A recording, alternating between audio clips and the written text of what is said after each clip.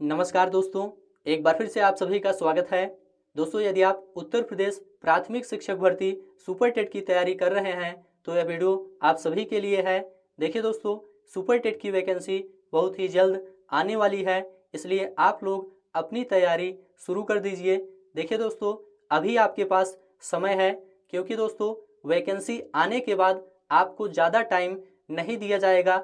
Vacancy आने के बाद बहुत ही जल्द सुपर टेट का एग्ज़ाम हो जाता है, इसलिए आप लोग वैकेंसी आने से पहले अपनी तैयारी शुरू कर दीजिए। वैकेंसी आने से पहले अपना पूरा सिलेबस कंप्लीट कर लीजिए, एक एक विषय को टॉपिक वाइज कंप्लीट कर लीजिए। तो उसी कड़ी में दोस्तों आज के इस वीडियो में हम विज्ञान विषय के अंतर्गत पहला टॉपिक है दैनिक जीवन में विज्ञान, इससे संबंधित टॉप 30 अति महत्वपूर्ण प्रश्नों को देखेंगे। सबसे पहले दोस्तों थ्योरी सेक्शन को डिस्कस करेंगे, उसके बाद ऑब्जेक्टिव प्रश्नों को सॉल्व करेंगे। तो यह वीडियो काफ़ी ज़्यादा इम्पोर्टेंट है आपकी शिक्षक भर्ती के लिए, क्योंकि दोस्तों विज्ञान विषय से 10 प्रश्न पूछा जाता है और विज्ञान विषय का पहला टॉपिक है दैनिक जीवन में विज्ञान। तो चलिए दोस्तों इस वीडियो को शुरू करते हैं। आप सभी लोग इस वीडियो को पूरा ध्यान से और लास्ट तक देखिए। देखिए दोस्तों, आज विज्ञान की वजह से हमारे दैनिक जीवन में अनेक परिवर्तन हुए हैं। कृषि, यातायात, मनोरंजन, संचार, चिकित्सा, शिक्षा आदि सभी क्षेत्रों में नए नए खोज के माध्यम से मानव जीवन काफ़ी आसान हो गया है। दैनिक जीवन में विज्ञान के प्रमुख आविष्कार एवं उनके आविष्कारक देखेंगे। आप सभी लोग सभी पॉइंट को ध्यान से देखते हुए चलिए और लास्ट में टॉप 30 प्रश्नों का टेस्ट जरूर दीजिए। तो पहला पॉइंट है दोस्तों टेलीविज़न। टेलीविज़न की खोज 1926 में जे.एल. बेयर्ड ने की थी। याद रखिएगा, 1926 में जे.एल. बेयर्ड ने टेलीविज़न की खोज की थी। और दूसरा पॉइंट है दोस्तों पेनिसिलिन। पेनिसिलिन की खोज 1928 में अलेक्जेंडर फ्लेमिंग ने की थी। पेनिसिलिन की खोज किसने की थी? अलेक्जेंडर फ्लेमिंग ने की थी। अगला पॉइंट है टेलीफोन। टेलीफोन का आविष्कार ग्राहम बेल ने 1876 में किया था। टेलीफोन का आविष्कार ग्राहम बेल ने 1876 में किया था। और ग्रामोफोन का आविष्कार थॉमस अल्वा एडिसन ने 1878 में किया था। पूछा जाता है ग्रामोफोन का आविष्कार किसने किया था? तो थॉमस अल्वा एडिसन ने किया था। डायनमो की खोज दोस्तों माइकल फैराडे ने 1831 में की थी। डायनमो की खोज किसने की थी? माइकल फैराडे ने की थी। और बैरोमीटर की खोज 1644 में ई टॉरसेली ने की थी। ई टॉरसेली ने बैरोमीटर की खोज 1644 में की थी। आगे दोस्तों कुछ अन्य महत्वपूर्ण तथ्य देखेंगे और लास्ट में टॉप 30 ऑब्जेक्टिव प्रश्नों को सॉल्व करेंगे। सबसे पहले देखेंगे दोस्तों अपमार्जक। अपमार्जक प्रबल अम्ल एवं प्रबल क्षार की क्रिया के फलस्वरूप बने लवण हैं जो कठोर जल में भी झाग देते हैं तथा वस्त्रों की उचित सफाई करते हैं। तो अपमार्जक प्रबल अम्ल एवं प्रबल क्षार की क्रिया के फलस्वरूप बने लवण हैं, इसे आप लोग याद रखिएगा। जीवाणुओं को सर्वप्रथम एबी ल्यूवेनहॉक ने खोजा था। जीवाणुओं को सर्वप्रथम किसने खोजा था? एबी ल्यूवेनहॉक ने खोजा था। और रॉबर्ट हुक ने सर्वप्रथम कोशिका की खोज की थी। सभी पॉइंट ध्यान से देखते हुए चलिए। दैनिक जीवन से संबंधित जितने भी पॉइंट हैं यहाँ पर लिया गया है। लुई पास्चर ने निर्जलीकरण पर आधारित पाश्चुराइजेशन सिद्धांत दिया था और लेजर की खोज थियोडोर मैमन ने की थी। आगे बढ़ते हैं दोस्तों बेकेलाइट। बेकेलाइट एक थर्मोप्लास्टिक है जो फिनाल के एल्डिहाइड से एलिमिनेशन अवक्रिया द्वारा बनता है। इसका उपयोग विद्युत स्विचों में किया जाता है। विद्युत यंत्रों में बेकेलाइट का प्रयोग इसलिए किया जाता है क्योंकि यह विद्युत का कुचालक होता है। पूछा जाता है विद्युत यंत्रों में बेकेलाइट का प्रयोग क्यों किया जाता है? तो इसका प्रयोग इसलिए किया जाता है क्योंकि यह विद्युत का कुचालक होता है। कपास का बहुलक सेलुलोज है। कपास सतही रेशे हैं जो बीज आवंटन के रूप में पाए जाते हैं। बिटुमेन। बिटुमेन काले रंग का वर्णक युक्त पदार्थ है जिसे पिघलाकर कंक्रीट में मिलाकर सड़क निर्माण किया जाता है। आम भाषा में इसे कोलतार कहा जाता है। अगला पॉइंट है रेशम कीट पालन सेरीकल्चर कहलाता है और एपीकल्चर मधुमक्खी पालन से संबंधित है और फ्लोरिकल्चर ये फूलों की खेती से संबंधित है। ये सभी पॉइंट एग्जाम में पूछे जाते हैं, इसलिए आप लोग इन सभी पॉइंट को ध्यान से देखते हुए चलिए। पिसीकल्चर मछली पालन से संबंधित है और विटीकल्चर अंगूर की खेती से संबंधित है। घाव का अध्ययन ट्रोमेटोलॉजी कहलाता है और चींटियों के अध्ययन को मर्मिकोलॉजी कहते हैं। अगला पॉइंट देखेंगे, रेयान। रेयान पुनर्जीवित सेलुलोज से निर्मित एक फाइबर है क्योंकि इसका उत्पादन प्राकृतिक रूप से मिलने वाले बहुलकों से प्राप्त किया जाता है। रेयान प्राकृतिक स्रोत काष्ठ लुगदी से प्राप्त किया जाता है। रेयान एक कृत्रिम रेशम कहलाता है, इसे आप लोग याद रखिएगा। फिटकरी। फिटकरी एक रंगहीन क्रिस्टलीय पदार्थ है। फिटकरी का रासायनिक नाम पोटेशियम एल्यूमिनियम सल्फेट होता है। K2SO4 Al2SO4 का होल थ्राइस इंटू 24H2O ये इसका रासायनिक सूत्र है और फिटकरी का उपयोग रक्त का थक्का बनाने के लिए किया जाता है, जिसके कारण घाव का रक्त स्राव रुक जाता है। अगला पॉइंट है एक्सरे। एक्सरे का आविष्कार विलियम रोंटगेन ने किया था और कैल्शियम कार्बाइड का प्रयोग फलों को पकाने में किया जाता है। इसका रासायनिक सूत्र CaC2 है। कार्बाइड का थोड़ा भाग भी शरीर के लिए बहुत नुकसानदायक होता है, इससे कैंसर जैसी बीमारियां होने का खतरा रहता है। चलिए आगे बढ़ते हैं। सूखी बर्फ को ठोस कार्बन डाइऑक्साइड कहते हैं, इसे आप लोग याद रखिएगा। और नाइट्रस ऑक्साइड हास्य गैस, मीठी हवा तथा हाइपोनाइट्रस ऑक्साइड के नाम से भी जाना जाता है। नाइट्रस ऑक्साइड को हास्य गैस कहा जाता है। यह एक रंगहीन तथा ज्वलनशील गैस है। अगला पॉइंट है दोस्तों साइट्रिक अम्ल। साइट्रिक अम्ल एक दुर्बल कार्बनिक अम्ल है। यह नींबू, संतरे, आंवले और अनेक खट्टे फलों साइट्रस जाति के फलों में पाया जाता है। देखिए दोस्तों, अम्ल को नेक्स्ट वीडियो में डिटेल में पढ़ेंगे क्योंकि अम्ल का टॉपिक आपके विज्ञान में दिया गया है। अभी केवल बेसिक चीज़ें यहाँ पर देखेंगे। ये साइट्रिक अम्ल, नींबू, संतरे, आंवले ये दैनिक जीवन से संबंधित चीज़ें हैं, इसलिए यहाँ पर इनको लिया गया है। आगे बढ़ते हैं। लैक्टिक अम्ल एक प्रकार का मोनोहाइड्रॉक्सी कार्बनिक अम्ल है। यह दूध को खट्टे होने के लिए प्रेरित करता है। अधिक चलने या कार्य करने पर मांसपेशियों में यही अम्ल एकत्रित हो जाता है, जिससे हमें थकावट का अनुभव होता है। अगला पॉइंट है दोस्तों इथाइलिन ग्लाइकॉल एक कार्बनिक यौगिक है।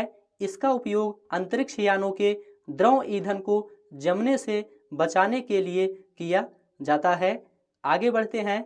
LPG लिक्विफाइड पेट्रोलियम गैस मुख्यतः प्रोपेन और ब्यूटेन का मिश्रण है। LPG मुख्यतः प्रोपेन और ब्यूटेन का मिश्रण है।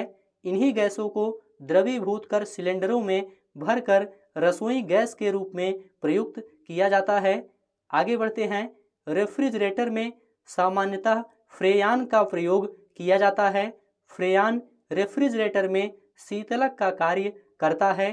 फ्रेयान में क्लोरोफ्लोरोकार्बन पाया जाता है जो ओजोन परत के क्षय में महत्वपूर्ण भूमिका निभाता है।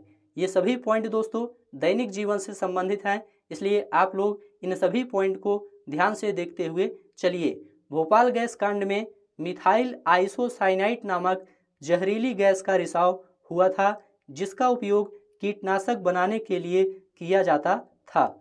आगे बढ़ते हैं दोस्तों। मथने के बाद क्रीम का दूध से पृथक हो जाने का कारण अपकेंद्री बल है। अपकेंद्री बल एक प्रकार का जड़त्वीय बल है। इसके अन्य उदाहरण कपड़ा सुखाने की मशीन, दूध से मक्खन निकालने की मशीन आदि हैं। खाने का नमक।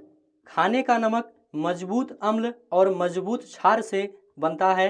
इसे सोडियम क्लोराइड कहते हैं। इसका उपयोग घरों में भोजन बनाने, खाद्य पदार्थों जैसे अचार, मुरब्बा के परिरक्षण में तथा ORS घोल बनाने में किया जाता है। आगे बढ़ते हैं। सिरका। सिरका एसिटिक अम्ल का 40% जलीय विलयन सिरका कहलाता है। सिरका CH3COOH जिसे एथोनोइक अम्ल के नाम से भी जाना जाता है। सिरका एक तनु एसिटिक एसिड है। सिरका का पीएच मान 2.4 से 3.4 होता है। तो सिरका के बारे में ये सभी जानकारी याद रखिएगा। 4 डिग्री सेल्सियस ताप पर पानी का घनत्व अधिकतम होता है। याद रखिएगा, 4 डिग्री सेल्सियस ताप पर पानी का घनत्व अधिकतम होता है। अब यहाँ से दोस्तों टॉप 32 अति महत्वपूर्ण प्रश्नों को देखेंगे। आप सभी लोग इस वीडियो को लास्ट तक ध्यान से देखिए और सभी प्रश्नों का उत्तर बताने का प्रयास करिए। पहला प्रश्न है, जीवाणुओं को सर्वप्रथम किसने देखा था? तो देखिए दोस्तों, जीवाणुओं को सर्वप्रथम एंटोनी वान ल्यूवेनहॉक ने देखा था, इसलिए बी ऑप्शन राइट है। अगला प्रश्न है, अपमार्जक क्या है? देखिए दोस्तों, अपमार्जक प्रबल अम्ल एवं प्रबल क्षार का लवण है, इसलिए बी ऑप्शन राइट है। अगला प्रश्न है, लेजर की खोज किसने की थी? लेजर की खोज किसने की थी? तो याद रखिएगा, थियोडोर मैमन ने की थी। यहाँ पर ए ऑप्शन राइट है। कपास का बहुलक है? देखिए दोस्तों, कपास का बहुलक सेलुलोज है, यहाँ पर बी ऑप्शन राइट है। अगला प्रश्न है, कौन सा उत्पाद सड़क बनाने के काम में लिया जाता है? तो याद रखिएगा, बिटुमेन। बिटुमेन ये सड़क बनाने के काम में लिया जाता है, यहाँ पर ए ऑप्शन राइट है। अगला प्रश्न देखेंगे, विद्युत यंत्रों में बेकेलाइट का प्रयोग किया जाता है क्योंकि यह विद्युत का कुचालक है। बेकेलाइट दोस्तों ये विद्युत का कुचालक होता है, इसीलिए विद्युत यंत्रों में इसका प्रयोग किया जाता है, यहाँ पर सी ऑप्शन राइट है। अगला प्रश्न है, निम्न में कौन कृत्रिम रेशम कहलाता है? तो याद रखिएगा, रेयान ये कृत्रिम रेशम कहलाता है, यहाँ पर बी ऑप्शन राइट है। रेशम पालन कहलाता है? याद रखिएगा, रेशम पालन सेरीकल्चर कहलाता है, यहाँ पर सी ऑप्शन राइट है। पॉलीथीन किसका बहुलक है? देखिए दोस्तों, पॉलीथीन एथिलीन का बहुलक है, यहाँ पर बी ऑप्शन राइट है। अगला प्रश्न है, घाव का अध्ययन क्या कहलाता है? देखिए दोस्तों, घाव का अध्ययन ट्रोमेटोलॉजी कहलाता है, यहाँ पर बी ऑप्शन राइट है। चींटियों के अध्ययन को कहा जाता है? देखिए दोस्तों, चींटियों के अध्ययन को मर्मिकोलॉजी कहा जाता है, यहाँ पर ए ऑप्शन राइट है। एक्सरे का आविष्कार किसने किया था? याद रखिएगा, एक्सरे का आविष्कार विल्हेम रोंटगेन ने किया था, यहाँ पर डी ऑप्शन राइट है। बैरोमीटर का आविष्कार किसने किया था? देखिए दोस्तों, बैरोमीटर का आविष्कार टॉर्सेली ने किया था, यहाँ पर सी ऑप्शन राइट है। उस रसायन का नाम क्या है जो आम पकाने के काम आता है? तो याद रखिएगा, कैल्शियम कार्बाइड ये आम पकाने के काम आता है, यहाँ पर ए ऑप्शन राइट है। अगला प्रश्न है, ठोस कार्बन डाइऑक्साइड कहते हैं?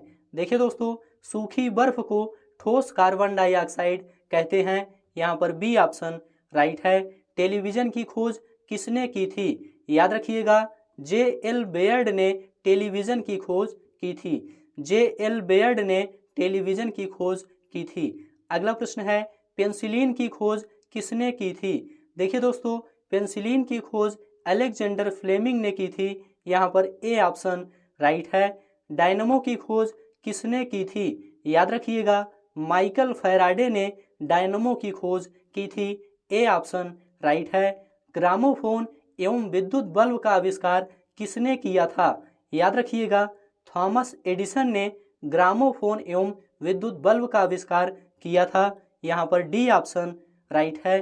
अगला प्रश्न है, टेलीफोन का आविष्कार किसने किया था? देखिए दोस्तों, ग्राहम बेल ने टेलीफोन का आविष्कार किया था, यहाँ पर बी ऑप्शन राइट है।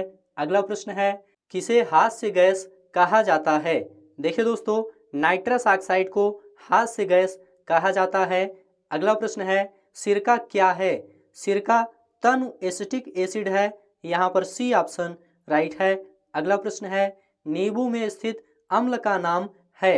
देखिए दोस्तों, नींबू में स्थित अम्ल का नाम सिट्रिक अम्ल है, यहाँ पर ए ऑप्शन राइट है। अगला प्रश्न है, कौन दूध के खट्टे होने को प्रेरित करता है? तो याद रखिएगा, लैक्टिक एसिड ये दूध के खट्टे होने को प्रेरित करता है, यहाँ पर सी ऑप्शन राइट है। अगला प्रश्न है, नींबू का खट्टा स्वाद किसकी मौजूदगी के कारण होता है? तो याद रखिएगा, सिट्रिक अम्ल की मौजूदगी के कारण नींबू का खट्टा स्वाद होता है। यहाँ पर ए ऑप्शन राइट है, सिट्रिक अम्ल। अगला प्रश्न है, अंतरिक्ष यानों में ईंधन को जमने से बचाने के लिए किसका प्रयोग किया जाता है? तो याद रखिएगा, ग्लाइकाल का प्रयोग किया जाता है। यहाँ पर ए ऑप्शन राइट है। एलपीजी किसका मिश्रण है? देखिए दोस्तों, एलपीजी ब्यूटेन और प्रोपेन का मिश्रण है। यहाँ पर ए ऑप्शन राइट है। अगला प्रश्न है, रेफ्रिजरेटर में किस शीतलक का प्रयोग किया जाता है? देखिए दोस्तों, रेफ्रिजरेटर में फ्रेयान का प्रयोग किया जाता है। यहाँ पर ए ऑप्शन राइट है। अगला प्रश्न है, भोपाल गैस त्रासदी में किस गैस का रिसाव हुआ था? तो याद रखिएगा, मिथाइल आइसोसाइनाइड का रिसाव हुआ था। यहाँ पर डी ऑप्शन राइट है। मथने के बाद क्रीम का दूध से पृथक हो जाने का कारण है? तो याद रखिएगा, मथने के बाद क्रीम का दूध से पृथक हो जाने का कारण अपकेंद्री बल है। यहाँ पर बी ऑप्शन राइट है। अगला प्रश्न है, किस ताप पर पानी का घनत्व अधिकतम होता है? तो याद रखिएगा, 4 डिग्री सेल्सियस ताप पर पानी का घनत्व अधिकतम होता है। यहाँ पर बी ऑप्शन राइट है, 4 डिग्री सेल्सियस। अगला प्रश्न है, खाने का नमक किससे बनता है?